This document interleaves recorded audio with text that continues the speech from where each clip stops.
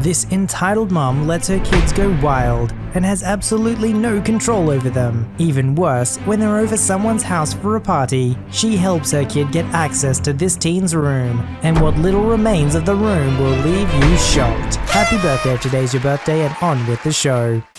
The context. This woman has been a problem parent at the center for as long as her 5-year-old child, Molly, has been there. The girl started as an infant in our baby room, so that's 5 years of this woman. This EM is not a good person. She would not pack lunches for her daughter. She would often send her then 13-year-old to bring Molly into the daycare because she didn't want to, and at least 3 times a week, teachers had to give the child a bath in the sink, and when she was too big for that, a sponge bath, because she smelled so bad. Yes, we called CPS, and I'm not sure what came out of that, but I know Molly is still in her custody. It was awful. But there was one saving grace this girl could look to: Jenny. Jenny was the sweetest woman you would ever meet. She worked in one of the preschool classrooms, but her heart was so big and open that she extended her kindness to all children. Every time Molly came in without a lunch, Jenny would make sure she had food, even if it meant driving to the local Walmart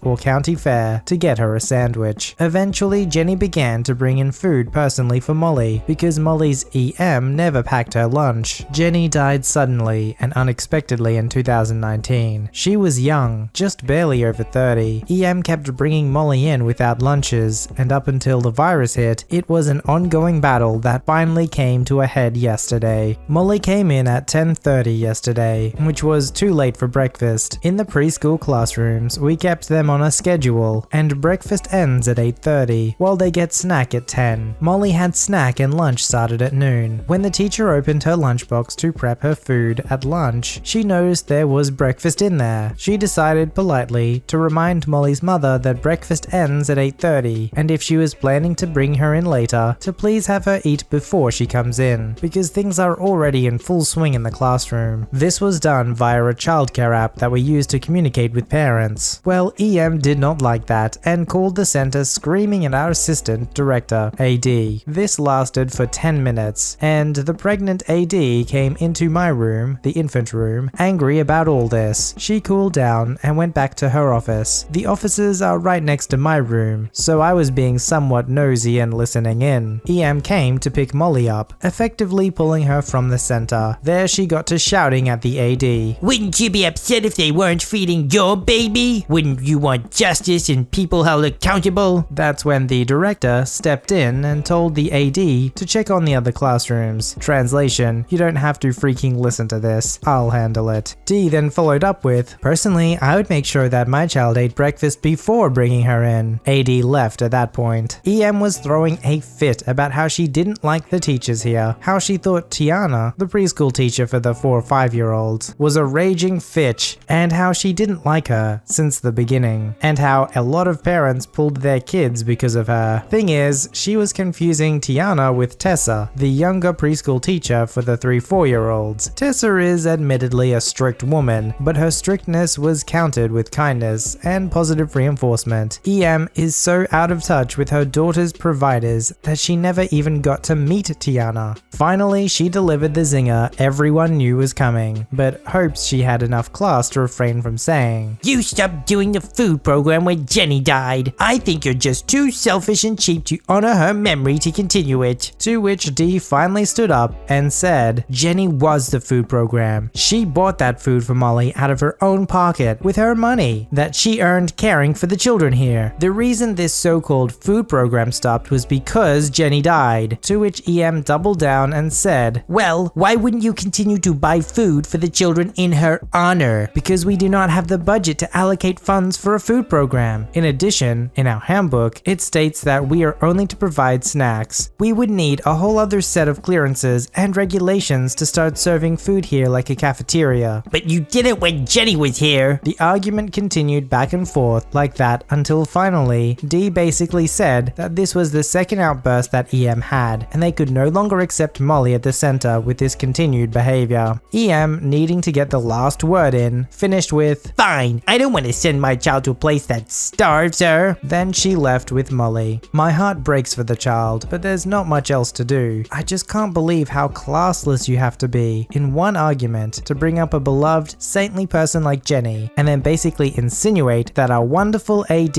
was going to be a bad mother, while acting like we are somehow the jerks for cancelling our non-existent food program. Can you believe she had the nerve to accuse them of starving her when she's the one who is the parent? She's responsible for feeding her child, and she's the one who didn't do that. Yes, if you hand them over to a daycare center, there is a sense in which they take responsibility for them, but you have to do it on their terms. There's not just one child being taken care of, it's many. And special attention being given to your child means that's attention that's not given to all the rest of the children.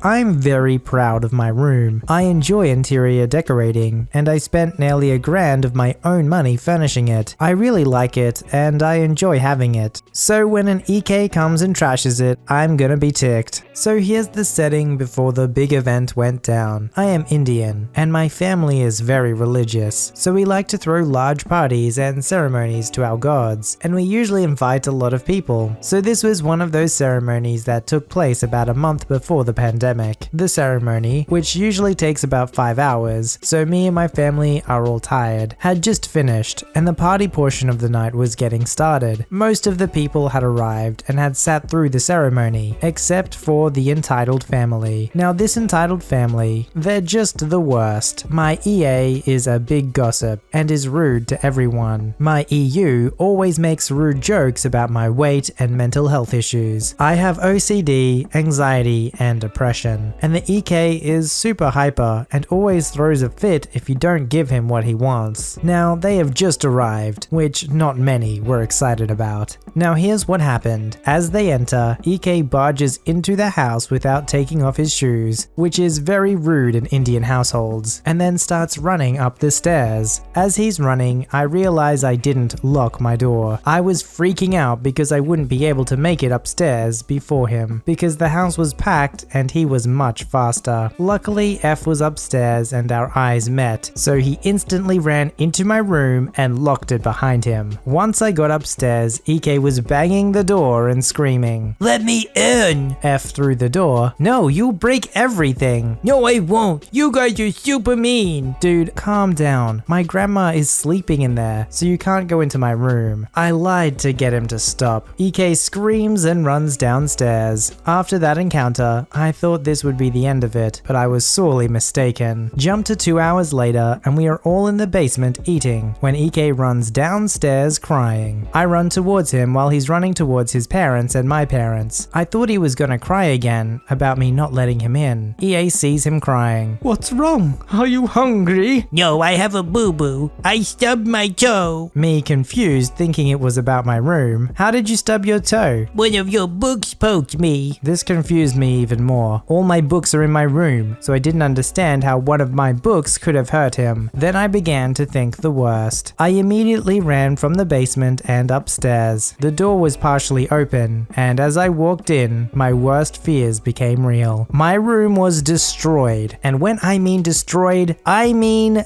destroyed. My books were out of my bookcase and spilled on the floor. My TV was knocked off its stand, and my game consoles had half their wires ripped out. My clothes, which were in my closet, were half in my bathroom and half soiled on the floor. My floating cabinet, which I bolted to the wall myself, was off of its hinges and on the floor. My Legos, which I'd packed in boxes in order for them to be given to my cousin, were all spilled out and the Lego models were broken. A gold chariot toy, which is a valuable family heirloom in my family, was broken in half. Worst of all, my favorite painting, which my late grandfather got for me, has a hole in it. I was crying when everyone finally showed up in my room. It turned out that EA used a paperclip to unlock my door without a key. She then let him into my room and didn't bother to tell anyone. He decided to break everything because I didn't let him into my room earlier. My parents and I were ticked. My mum and dad were in a screaming match with EA and EU because they were saying it was my fault. I was too busy holding my painting and crying to really understand anything. It ended with EK and entitled entitled parents leaving in a massive drama storm,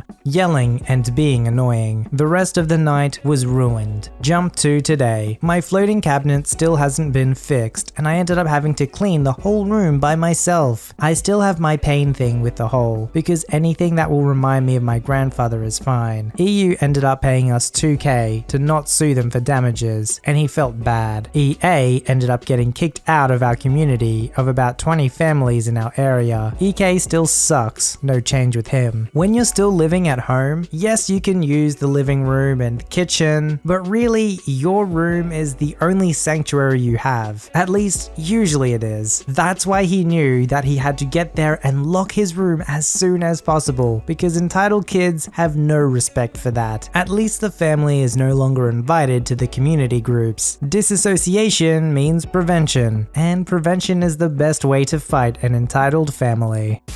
So, my mum has been friends with EP for a long time. Like a lot of EPs, they had an EK. They were a family friend, even though they were bad at making choices and were a bit Karen-like sometimes. Yes, they have asked for the manager multiple times when we were at a restaurant. EP and EK regularly came around to our house, and we always went to theirs. EK would regularly scratch me, and generally wasn't careful, and I always got hurt. It happened so much, it just wasn't usual. I think I even got punched once. The problem is that we're Chinese. Their family believed that you couldn't really complain about those little things because they were better than us. So we couldn't complain that EK always accidentally hurt me, just cause he was better at everything than me. He was better at maths. He could read. Yes, I couldn't read until year 3. Shocking, I know. My parents thought I was dyslexic. He could do a lot of piano grades. In a lot of Chinese families, children are everything. Also, if you think this accidentally hurting me were accidents, it wasn't. He was regularly called into the head teacher's office for bullying. So skip a couple of years, the 11 plus happened. For those of you who don't do this, it's an exam that you do to get into better schools. In England, we call it the 11 plus because you do it when you're 11. Just explaining for those who don't know, because whenever I talk to people, they always ask what it is. At this point, I was way better at nearly everything than EK, and had gotten a good school while he hadn't. This basically meant they couldn't boss us around anymore. I had gotten a new phone. It was from the Google Pixel line, and was worth quite a lot when it first came out. EK hadn't gotten anything nice because he didn't pass. So obviously EK was jealous. And here's his thought process. I don't like that OP has gotten a new phone. Ooh, I'll go to their house and break it. So that's exactly what he did. EK and EP go to our house with a hammer and smash my phone. As you can probably imagine, my parents are mortified. However, lucky for EP and his mum, they are calm people. My parents don't scream and shout and punch people. They half scream why they did it. EK said it was because they didn't like that I got something nice and new. EP said it was because they didn't want me to have anything nice because I was already spoiled. The spoiled part was probably right. At least I don't have the courage to believe I'm not spoiled, but it was still unjust. You literally won't believe what EP says next. If I told you this, you probably won't believe it, but I swear on my life I'm not joking. EK is just busy smashing the phone further. I was never a person for crying, so I just stood there with shock on my face. You should pay me to clean up this mess. That's right. They come into my parents' house, smash a £700 phone, and then ask to be paid to clean it up. This was the moment my parents boiled over the edge. They scream at her to get out. They're just too nice, so they don't ask her for money back. When they leave, my parents sigh and just order me another phone. And now is where the revenge part of the story begins. Remember the beginning where I clarify that EK is a bully? Well, he recently started going to a school near him. Just note that this boy had been going to a bad school nearby, generally for students that tend to travel a lot. The school just never taught you anything. At this point, we were in the beginning of year 8. Many years had passed since the phone incident, and my parents tend to forgive. I felt really bad that I hadn't talked to EK for so long, and we went to their house. They were holding a party, and they had quite a big house. My grandparents from China were here, and somehow they got lost, and my mum's phone had died. My dad was on a business trip. EP had changed quite a bit over the years, and was nicer than before. She lent my mum her phone, or at least we thought she was nicer. My mum began dialing my grandparents parents. They connected on the phone and started talking. The phone went ding. My mum looked down at the phone to see what it was. It was from messages, and my mum was horrified. My mum thought it was so wrong after that, but curiosity, you know. My mum always knew that EK had a bullying problem, but never knew it was this bad. So EK had been beating up kids. I think he even broke a nose at some point. He had a friend, which I'll call FF, was also helping EK, and together they kept literally the whole class in fear. How did we know this? EP had literally been gloating about this to F's mum, about how good at beating up kids they were. If you're wondering, the class was about 10 people. At this point, my mum had enough. It probably wasn't her decision to make, but she called the head teacher. She sent the pictures of the texts. EK was expelled. Seems harsh, but remember, EK had been bullying them since he was 5. He had broken people's bones. EP didn't know it was my mum who did it, but suddenly they were moving back to China because they wanted to live there. EP even quit her job and everything. She lied to everyone, and she said she wanted to move back because it's so nice there. So EK went, didn't go to school for half a year. If you're wondering why they didn't stay in England, let me remind you that EK had just been expelled from one of the worst schools in the UK. No other school would take him. They wanted to live in Shanghai, but the city is really expensive. Most people from another city work for years only to be able to afford to rent a small bathroom in Shanghai. On a nurse's salary, EP wasn't going to be able to afford it ever. She didn't realize this until year 9. EP and EK now live in Thailand. This all started because EK broke my phone. Imagine getting such good revenge on an EK that they end up getting expelled from their school and they have to leave the country. If you want to create some distance between you and an entitled family, that's how you do it.